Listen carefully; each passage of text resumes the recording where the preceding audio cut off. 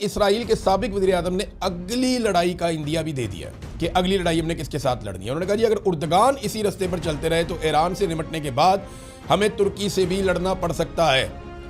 और वजह क्या बता रहे हैं वो कि शिया सुन्नी इत्तेहाद कायम किया जा रहा है कि शिया और सुन्नी के बीच में जो एक डिवाइड थी, जो एक तकसीम थी, तुर्की उसे ख़त्म करने की कोशिश कर रहा है। अभी तुर्की के सदर ने बयान भी दिया था कि भाइयों को आपस में नहीं लड़ना चाहिए और हमें फसाद में नहीं पड़ना चाहिए। ये बात तुर्की के सदर उर्दगान ने भी की और कतर के साबिक अमीर ने भी की, वज़ीर-ए-आज़म साबिक जो है उन्होंने भी ये बात की। उन्होंने कहा जनाब कि ये हमें लड़ाएंगे और बाद में हमें असला बेचेंगे, अपना महंगा असला बेचेंगे, लिहाजा हमें आपस में नहीं लड़ना।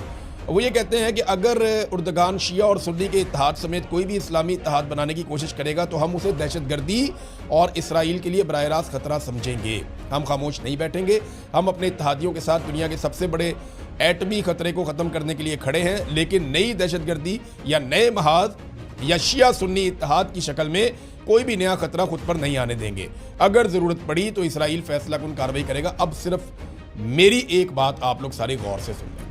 इस स्टेटमेंट के बाद सारे गौर से सुन। जिन लोगों के दिमागों में बचपन से डाला गया ना शिया ये तो सुन्नी ये तो वहाबी ये तो देवबंदी ये, देखें सबसे बड़ा बेनिफिशियरी कौन है वो बता रहे हैं कि इसराइल।